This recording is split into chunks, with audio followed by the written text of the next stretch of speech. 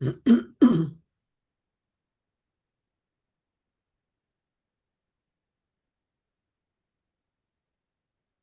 welcome everybody. Welcome to this session of Skirball Tapes. Let me remind you of our overarching theme: radical imagination, indelible acts. And after the conversation with Gloria Steinem, for which I will be very grateful, if you have questions or during the conversation, put them in the Q&A and they will be taken in order. We'll probably start having questions about 1:50 or so. We have a hard stop at 2 p.m. But for the next hour, we get to speak. We have with someone that I admire so much. I admire her for her brilliance, for her persistence, for her humor, for her kindness, for her modesty. I've had the pleasure of seeing Gloria with children, and she is enchanting with children. And I know how much she cares about the cause of children. But Gloria, thank you for being here.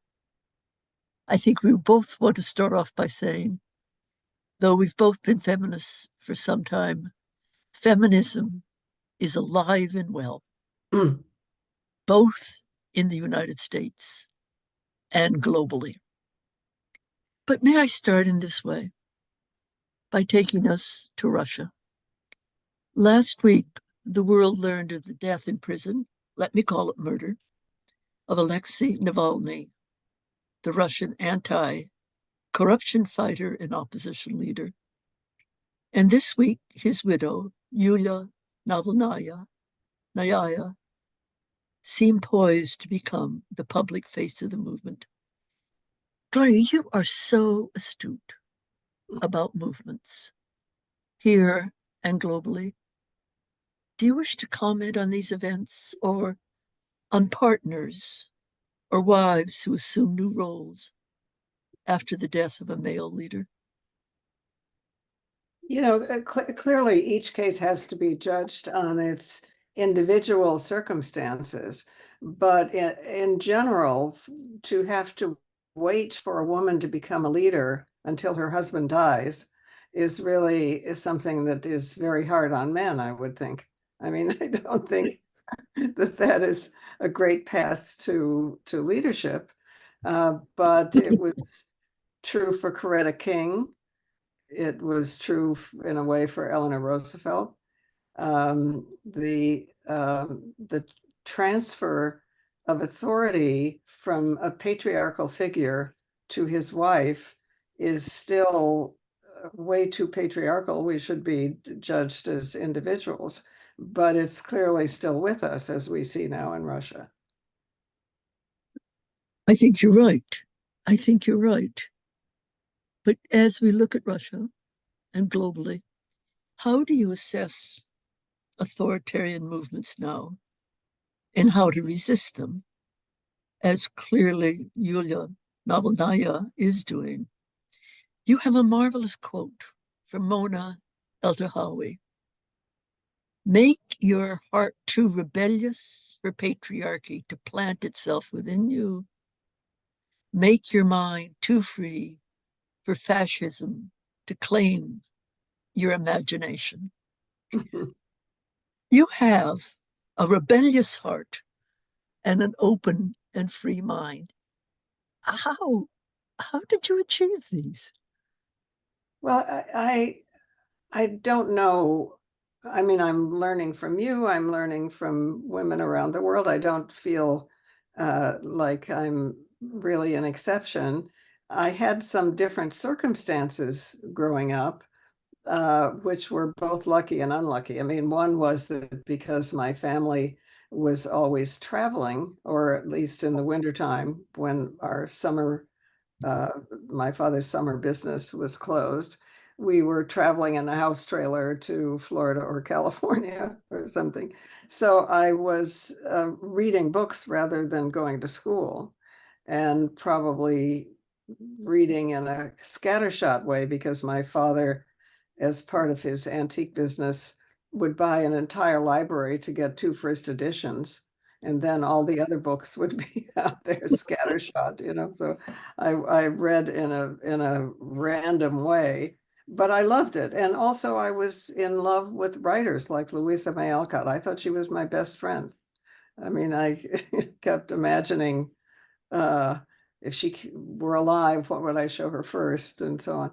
I mean, for just for circumstantial reasons, the people in books were as real to me as real people.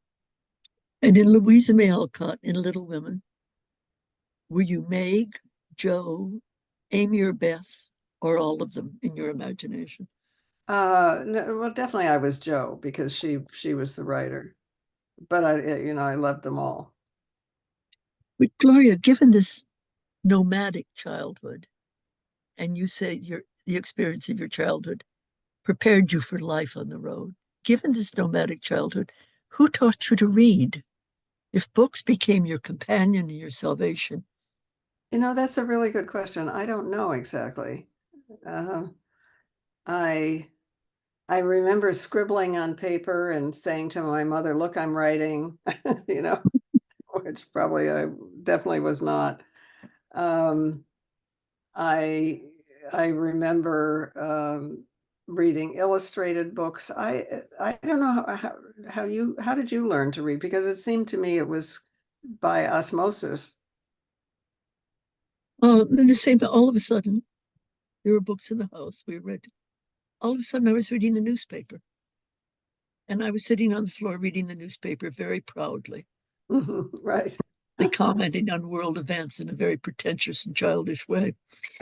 But you also taught Gloria about reading comic books and horse books. And what was it about horse books and wanting a horse? Was it freedom? Was it power? Or was it companionship? No, there does seem to be a relationship between girls and horses.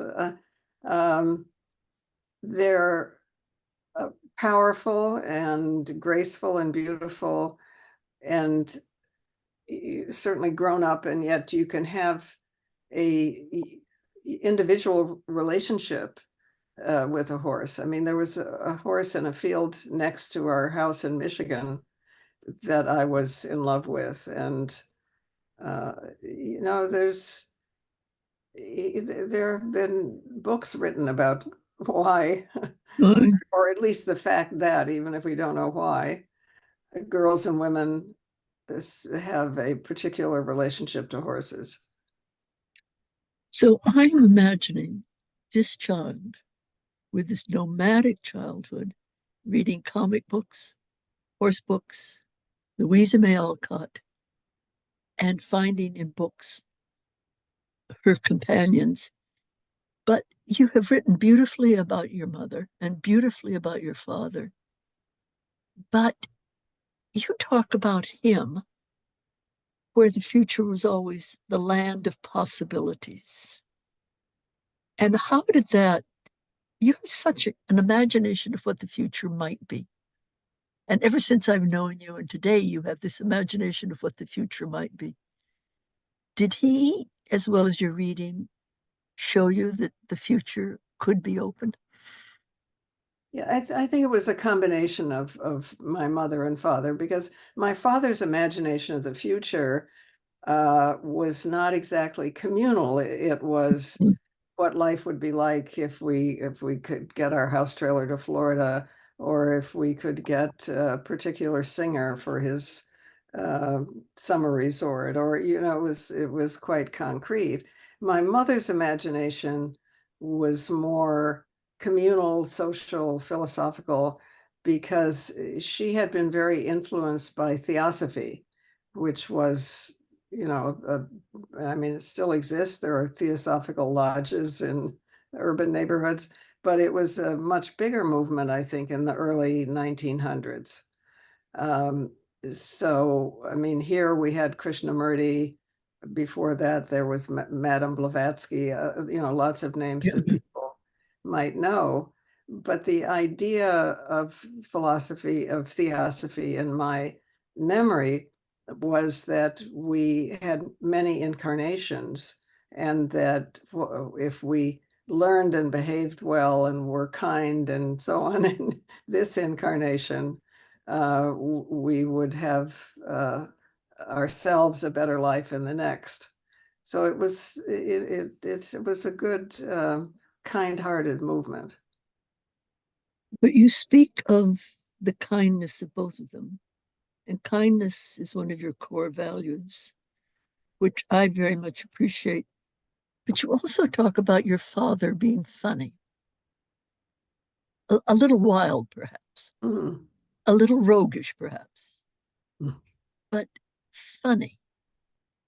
And you have said that laughter is the only free emotion. What did you mean by that? You're so funny yourself. This Yeah. incisive Well, wit of yours. I don't think I'm far from unique in saying this, but I think that laughter is the only emotion that cannot be compelled. You can make people sad, angry, fearful, embarrassed, lots of different things, but you can't make them laugh if, unless they want to. And that's why in at least some of the Native American cultures, there is a god of laughter who is said to break your way into the unknown by laughing. So if you can't laugh, you can't pray, for instance, because laughter is, it can't be compelled. It can't be, it is a proof of freedom. To go back to Navalny quickly, did you see his laughter as a form of resistance too? I think so. I'm not close enough, obviously, to know, and our knowledge is not free enough. But I think it is kind of a universal truth, and it's also true that dictators seem to be more insulted by being laughed at than even by being militarily opposed. A lesson of Charlie Chaplin and the Great Dictator. Yes, yes. But there's one more thing, if you don't mind, I would like to ask you about from your writing about this nomadic childhood that prepared you for becoming a nomadic activist. And you are remembering the ghost towns that you passed through. And you say they linger in my imagination longer than any inhabited space. And that you learn that mystery leaves a space for us when certainty does not. And this means you can live perhaps more with more poise than many of us, with uncertainty, with mystery, with waiting for what might come next. Well, it's a story that has a very definite ending is wonderful, but it doesn't set your imagination free in the same way. So, since very few of the real life stories you and I look at every day has a definite end, it, I think a love of mystery prepares us, instead of being frustrated by many events in daily life, we're intrigued by them because they set our imagination free. And is it true? Do you believe that because we can't see the ending, we feel freer to help create it? Yes, I think so, don't you? Because if there was already a definite ending, it wouldn't be an encouragement for you to act because you wouldn't be able to affect it.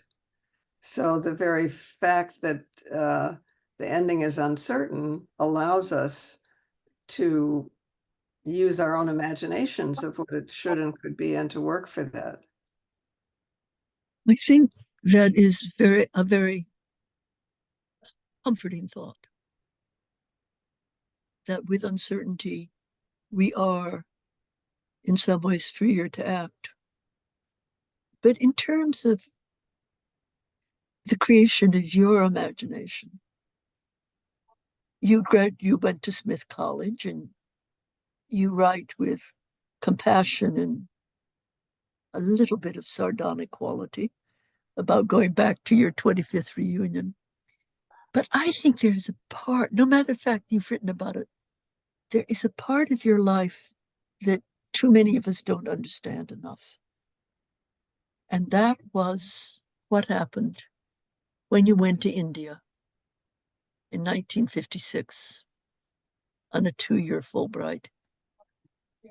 And can you tell us a little bit about your discovery of talking circles, which you then, Yes, when you, actually, it wasn't even a Fulbright. It wasn't even that organized. It was a one-time fellowship that had been established because the former ambassador came to speak at Smith and so on. And it was by no means enough for a trip, but I went and sat in the office of Pan American Airlines so long they finally gave me a free ticket, I think. to, um, and talk I about uncertainty. Will Pan American throw me out or not? and once I arrived there, I was living in a women's college at the University of Delhi. And that was very, very helpful because, like any women's dormitory, you're kind of instantaneously friends. And they persuaded me to wear saris and taught me how, as well as salwar kameez, and took me on our excursions to coffee shops, which were the places of hours and hours of gathering of students in Delhi and New Delhi. And then also after that semester was over, I started to travel down the coast of India to Kerala, which is the state at the very southern tip, Mm. which is incredibly beautiful and interesting and was originally matrilineal.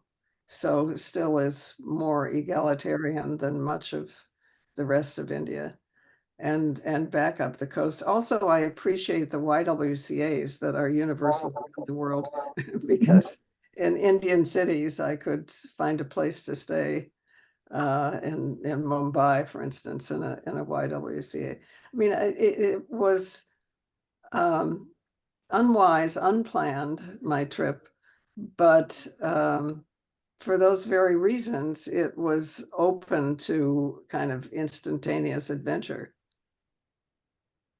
And what was the adventure that you learned about community organizing and your discovery that you've carried with you of the talking circles? Mm.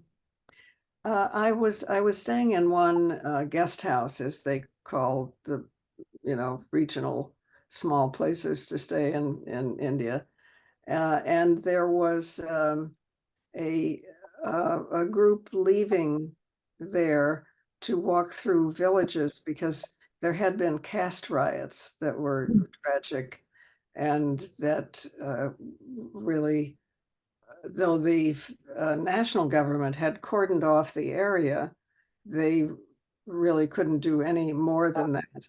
And this was a group of Gandhians who were walking through the villages, trying to say to people, um, you can be safe, stay in your village, don't be afraid, don't feel you have to arm yourselves, uh, having meetings at night around a campfire. And they were fresh out of women, and they needed a woman of any description so that if there was a woman present at the meetings, other women would come. If there were only men, probably they wouldn't.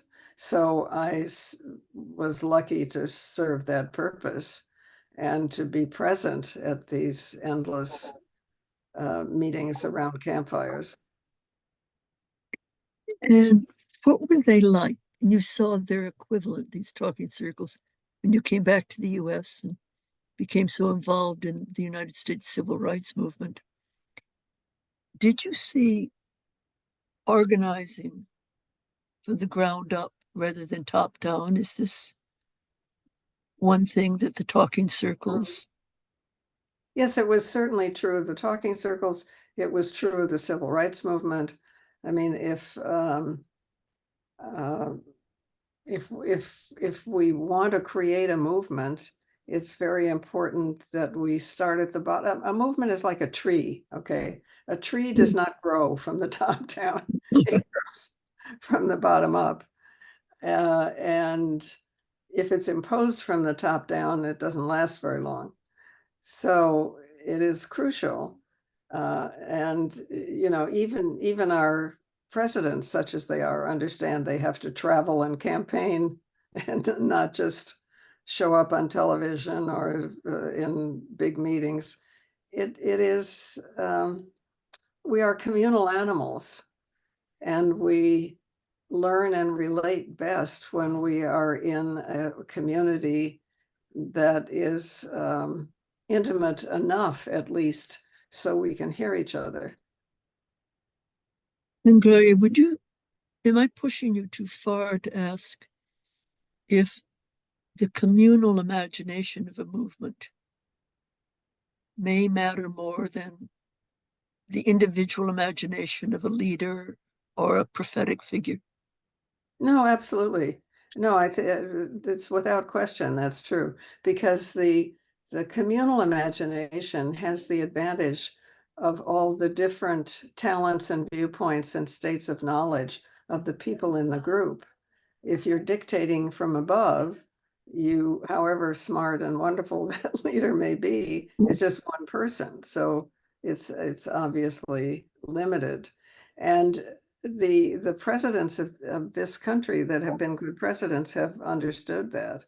I mean, Roosevelt certainly, because of the Depression and all kinds of reasons, and especially Eleanor Roosevelt understood that the situation, the needs, the wisdom of people was best understood from the bottom up. And so that people affected by a decision must be a part of that decision. Yes, absolutely. This is such a standard question that I hesitate to ask you, so forgive me.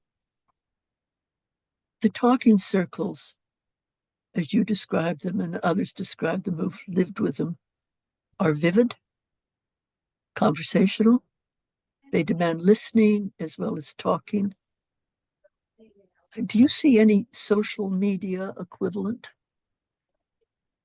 to That's yeah, it's an interesting question because technology allows us to, infinitely larger and more distant members of talking circles, and that's great. However, it deprives us of being present, and it deprives us of oxytocin, which I believe is what produces empathy. That if you're walking in the street and you see someone falling, you have an instinct to help them, even if you don't know them, right? That's oxytocin. That's our empathetic instinct, and it's not the same online. So we can learn intellectually. We can acquaint ourselves with each other. But I mean, I'm not a scientist, but I don't think we produce oxytocin in the same way online. maybe there's something else that might should not go viral, actually, but there you are. But Chloe, again, if I can ask you a little bit more about the trip to India, because it seems significant in ways that perhaps not enough people understand. But later, after you came back, you returned to India and you met a towering leader, Kamaladevi Chattopadhyay, born in 1903 and who died in 1988. And we have very few visuals because I would just want our listeners to see you. But here is a picture of her. And what happened? You went for a conversation with her, and what did you learn in that conversation? Well, I'm so glad you're showing her photograph, because I think you can see the kindness and the wisdom in her face and in her eyes. At the time, I was trying to write a scholarship report about the Gandhian movement from the ground up. And I was therefore interviewing people who'd been active and who were still active in the Gandhian movement. And so I went to see her, and she listened to me patiently, uh, rocking on her front porch. And finally she said to me, "You know, my dear, we taught him," that is Gandhi, "everything he knew." She explained to me that that the independence movement was built on a women's movement that had been there for quite a long time and was striving to eliminate um, many things. Widow burnings, for instance. There was a horrendous tradition of, if a man died, his widow had to die too and not live beyond him. You know, they were striving to achieve many improvements, and also they were uh, the Salt March, if you remember this, Yeah, because salt was sold by the government for a fee, and the women organized rebellious marches to the sea to gather salt from the seashore and not buy the government salt. It was that movement that Gandhi's own movement was based on and modeled after. and we look to the movement, that movement, with its origins in women's movement and led, known as the Gandhian nonviolence movement, and we look at its influence, its great influence. Gloria, would you, without making invidious comparisons, call feminism a great nonviolent movement today? Mhm. A very Yes, I would. Feminism and the civil rights movement right, is. I mean, there was um, a historic, epic, courageous resistance to violence, even though, especially in the South, the civil rights movement was greeted with violence. right. And what does it take? So I was going to ask you this later, but can I ask you now? You have been subject to so much verbal abuse. I assume you've gotten death threats, though you never talk about them. You're very poised. What does it take, or what did it take of you to be nonviolent? Well, I don't think that you and I as women have a tradition of violence. If we'd been raised as men, it would be more difficult probably, because the idea that you're supposed to fight is more part of your boyhood and manhood culture. It just isn't there for us, and sometimes to our detriment. Look at the battered woman syndrome, and Right, the the idea. Um, in fact, it was written into law in this and other countries that a man could beat his wife as long as he used a stick no bigger, right, than a thumb, hence the rule of thumb, right? right.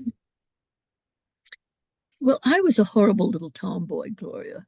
Oh, great. I'm glad to hear So it. I ran around and fought with my brother and did all sorts of things like that. So I think uh, the tomboy tradition may inspire it's kind of warrior spirit. But what else in nonviolence? You're right that if you're trained not to fight, it might be easier to be nonviolent. But what else has it taken to absorb the abuse you have taken? In one of your articles, you just described the things that have been said to you for 50 years. And is one of your techniques has been to ignore them, to meet them with humor? Well, it hurts, so you can't always ignore them. Um, and I guess friends and colleagues and are the greatest help because they can help you put it in proportion, even though it may hurt. So, being misinterpreted uh, is can be very, very hurtful. And that's part of the reason we operate in movements, because we take turns, we're not alone, we can comfort each other, we can replace each other. Um, yeah, no, it's doing, I could not have done it or anything by myself. When you talk about families, you talk about the need for kindness, you talk about biological families and chosen families.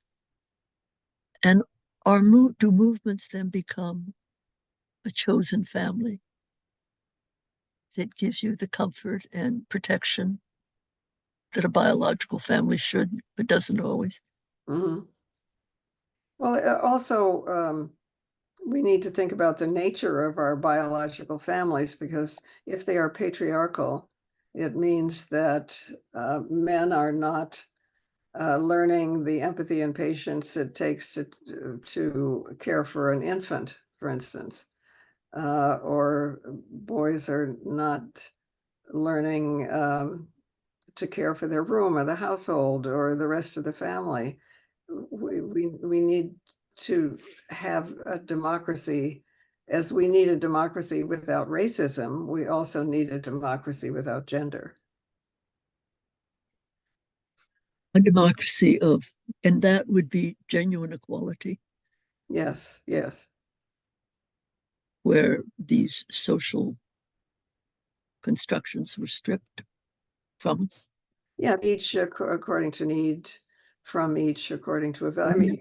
mean, we say it in different ways. And actually, some at least of the cultures that were here before Columbus showed up, some of the Native American cultures were very much like that about balance.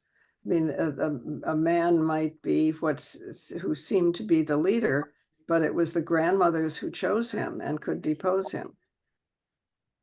You write so beautifully about Wilma Mankiller, the Native American leader, and how she became a chosen family.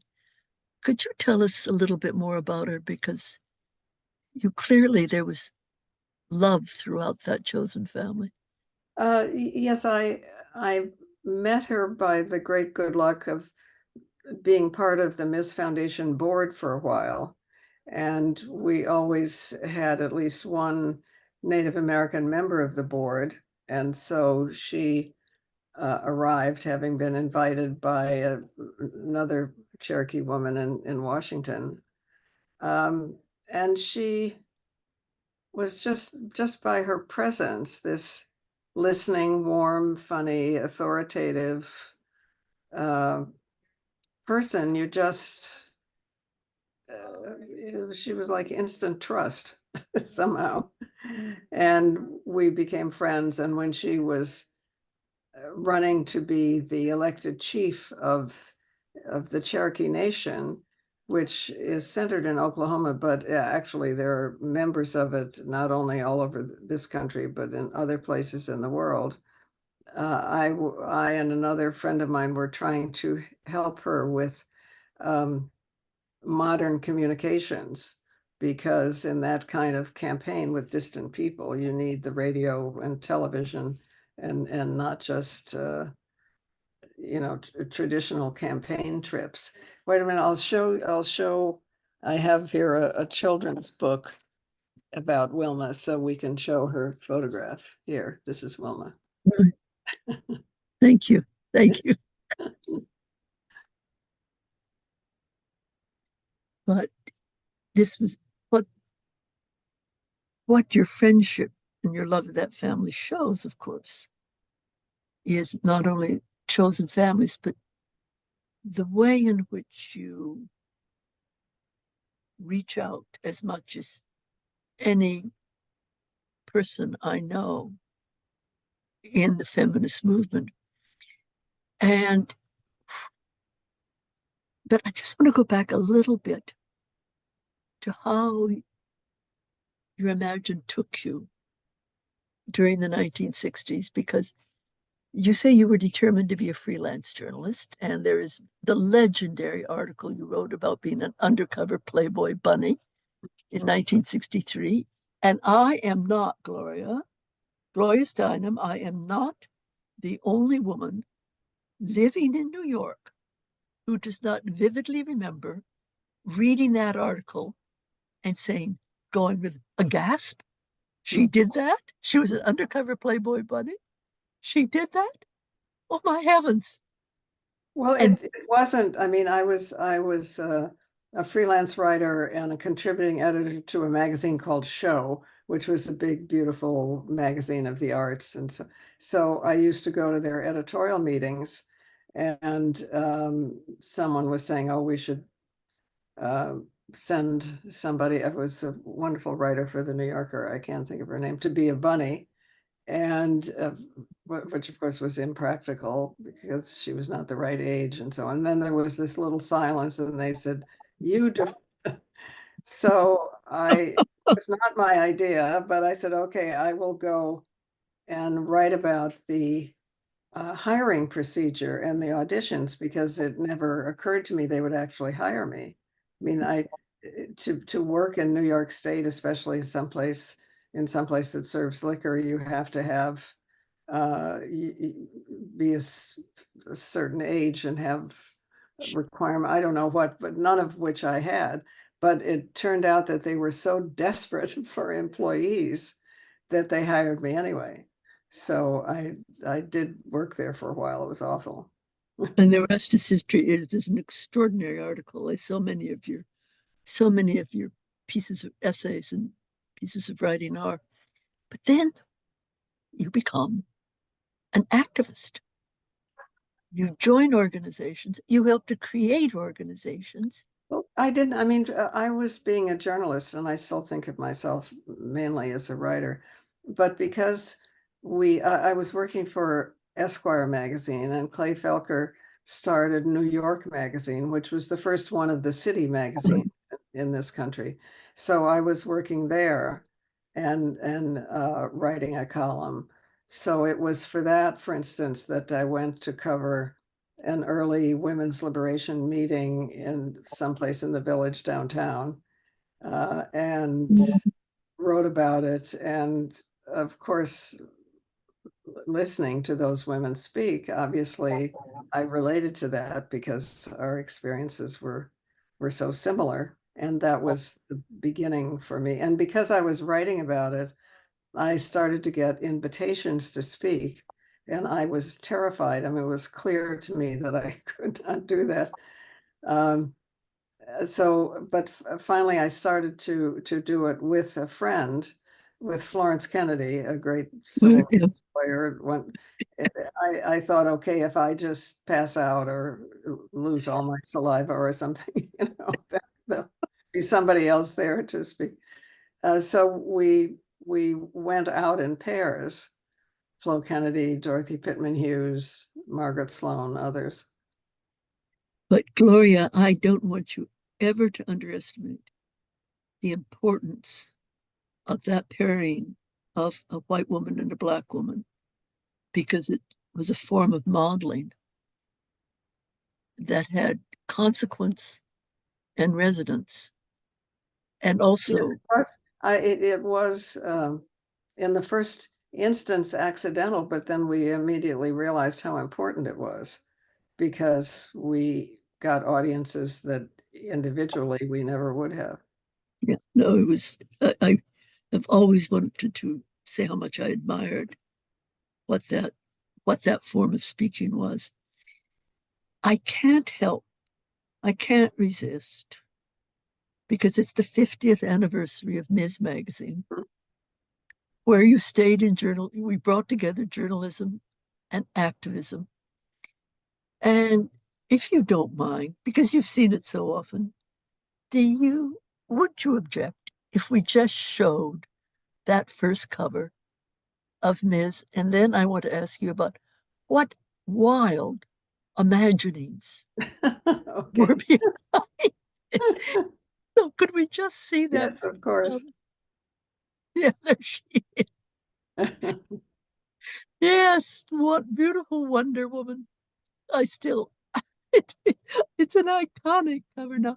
But what wild imaginings were behind Ms. And I think of everything you had to do, you and Pat Carbine and Suzanne Levine and Letty Pokerman and others did to keep it together for 50. That, I mean, I had, as a child, grown up on Wonder Woman comic books. But in the interim, Wonder Woman had lost all of her Amazon powers and her magic lasso that made people tell the truth. And so, I mean, she'd become kind of a car hop. And so Joanne Edgar, who was one of our editors, did a whole article and layout about the original Wonder Woman. And we told our readers to write to Warner Communications and tell them to restore her Amazon powers. So finally, somebody from that company called me up and said, okay, she's got her magic lasso back that causes people to have to tell the truth. She's got her wrist things that she bounces bullets off. She's, all of this. So, she's got all of this back.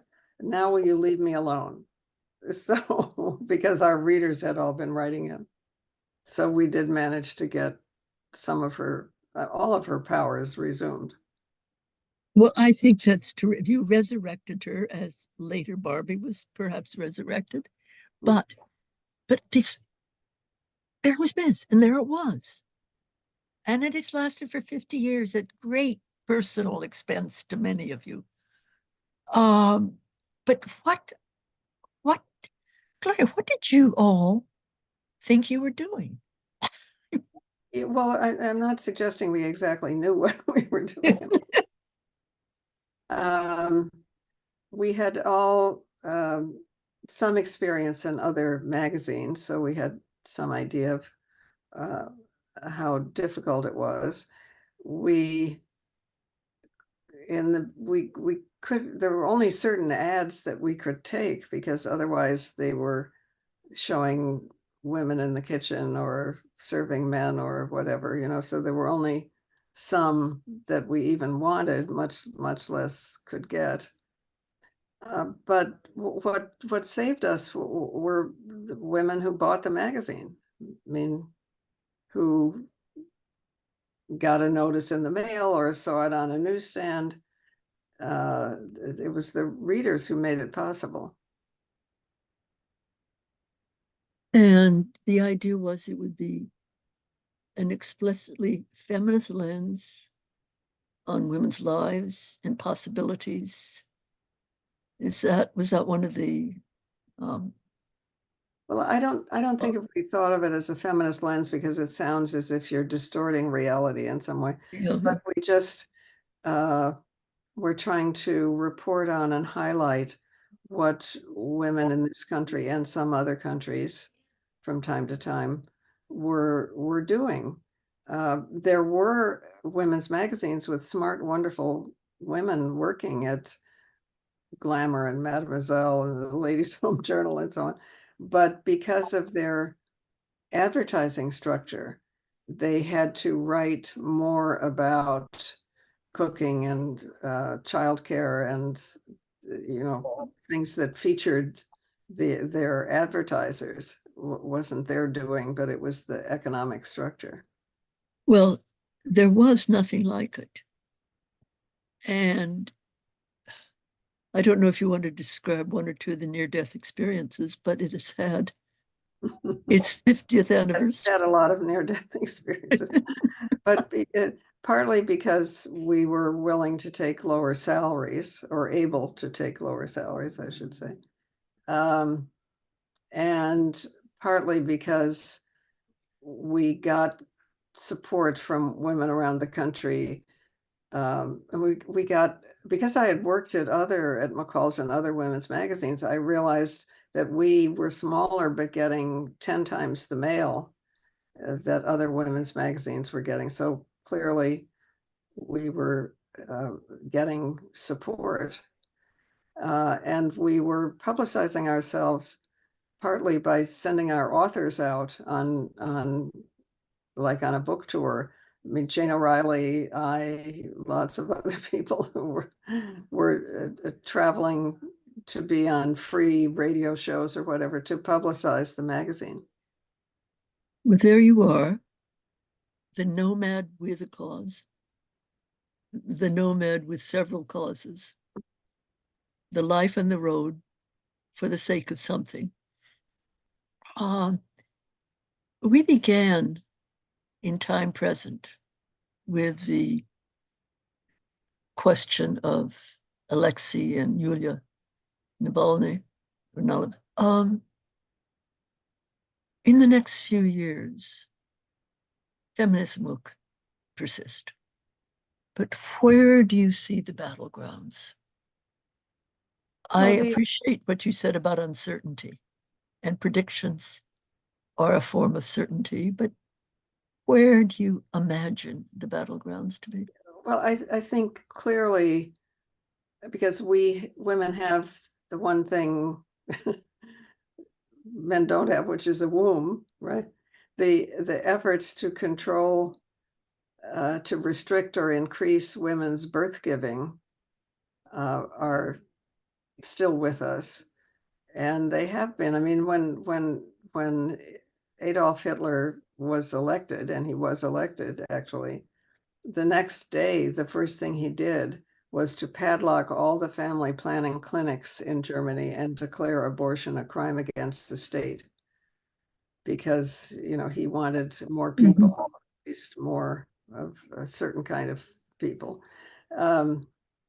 And Mussolini did the same thing. So there has always been an emphasis on trying to control women's bodies as the means of reproduction, and there still is, and that usually comes first, both for women's health and safety, and our freedom to make our own decisions.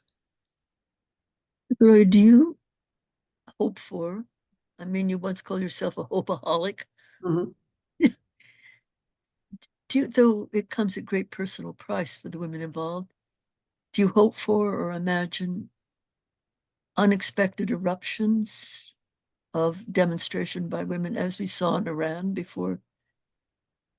We did. I mean, we saw during the Trump administration, we saw the Yeah. huge march with red hats and so in Washington. We still see marches in protest of or in support of because I'm in New York and the United Nations is here. We see many demonstrations here as well. We have not succeeded. I mean, Hillary Clinton obviously should have been president, but we have still not seen a female president. So I think we are all striving for equality in various ways in our households. So, do men take care of small children as much as women do?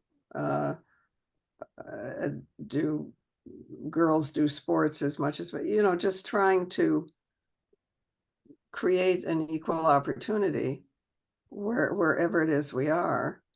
And if we're in rooms where powerful decisions are being made in academia, for instance, as you are is the room half female? And does it, racially speaking, look like the country or like the Mhm, student mhm. body? Uh,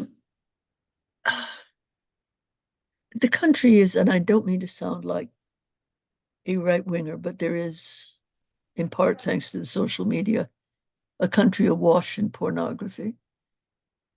Do you think, how does one teach younger people then what consensual good sex is? Mm. No, you're right. I think one of the areas we have uh, fought for, but have definitely not won, is to explain that there's a difference between pornography and erotica. That Yeah. porn literally means female slaves.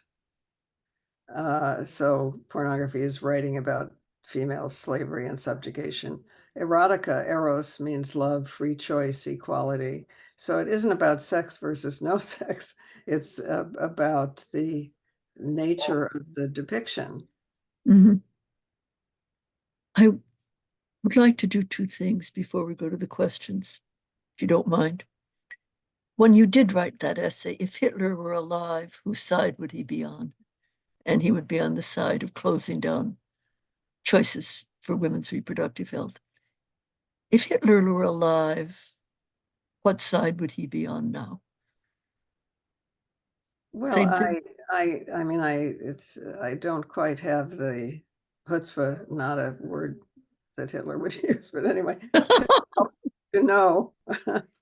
But I assume that he would continue to be on the side of top-down government, not bottom-up.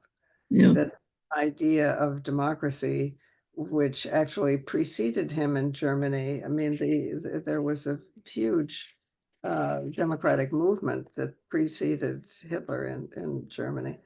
That he would not want to see that happen. He would want a top-down Mm. government. So the more we can remember that government is like a tree and trees do not grow from the top down, thank you very much, they grow from the bottom up, the better off we are. Gloria, for our global audience, chutzpah means just brazen nerve. Really Yes, it incredible, is. It is. I shameless don't know. It's brazen. probably, since it's Yiddish, it's probably a little global, but not enough, that word. Right.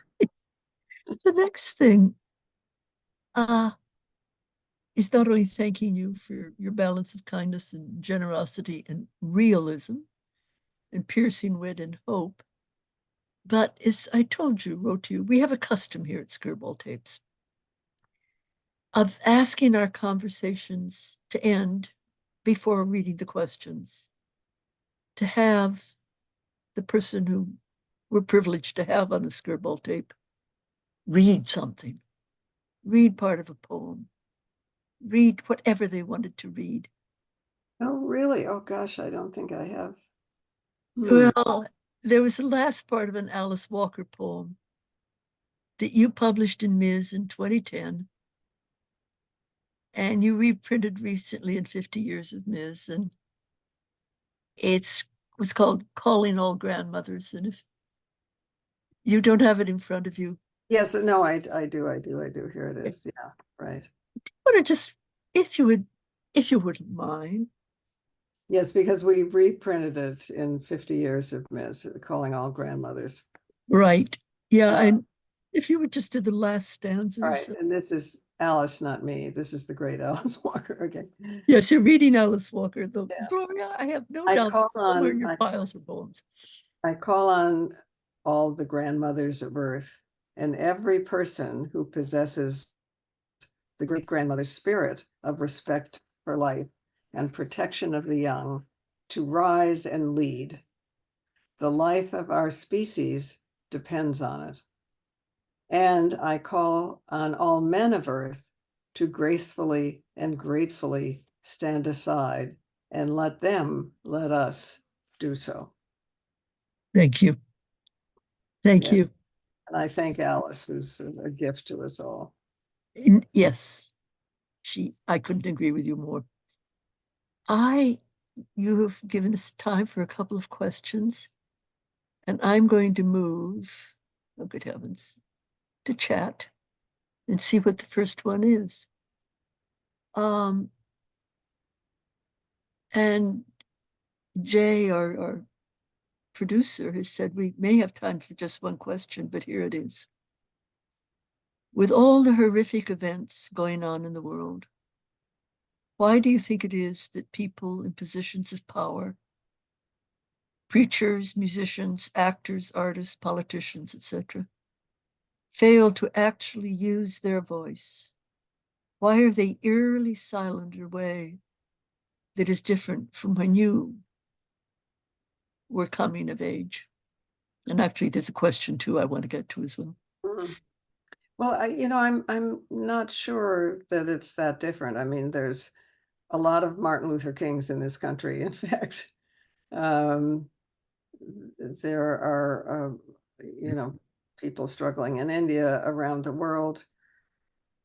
So we need to, if we're not hearing them, we need to search for them and give them a platform and give them a voice. Um, but there are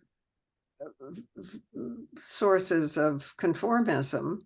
There's religion, which occasionally is about rebellion, but frequently, if it's very institutionalized, is about conformity.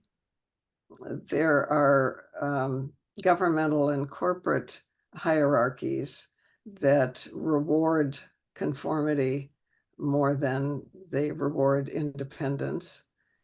Of course, there are areas of invention and entrepreneurial activity and so on that do also reward independence. But I think we can use whatever arena we have.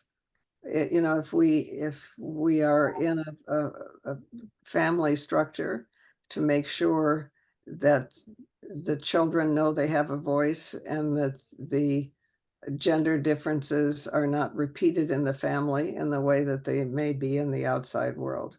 We can do whatever we have access to make room for the free individual and collective voice. There was a second question, Gloria, which is the answer is right behind you. What does your pillow say?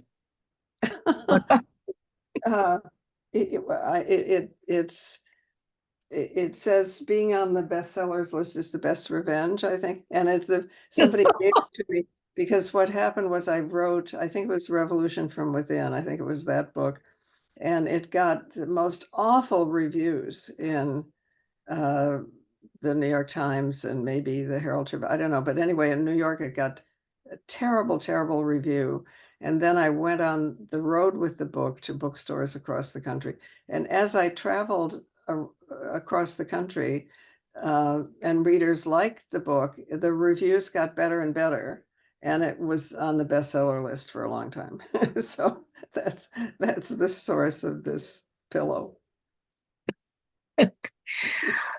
It's a very good pillow, Gloria. It's a very good pillow.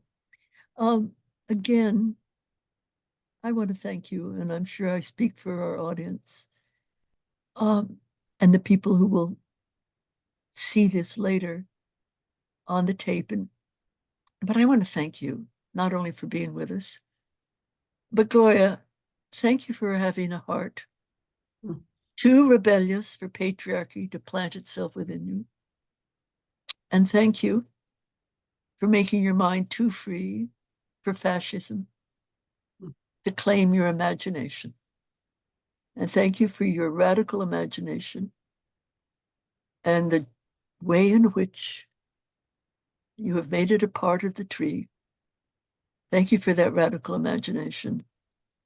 And thank you for always with others, as you will be the first to say, your indelible acts. It's been Well, wonderful.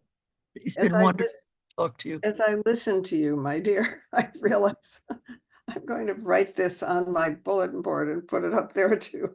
inspire me. I thank you so much. Thank you. Thank you. Thank you. A pillow will also do, Gloria. Okay. I can't do the point so well. I'll put it on my bulletin board. Okay. Goodbye, everybody. Yes, goodbye, and thank Around you the for your world. time. Thank you. Thank you. Goodbye, Blessings. everybody. And thank you, Gloria. Thank you so much for being Gloria Steinem. Take care. Yes, you too. Thank you. Thank you.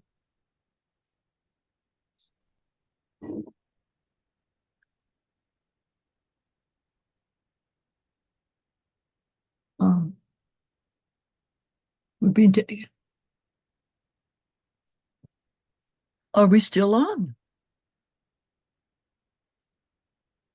Gloria, are we perhaps?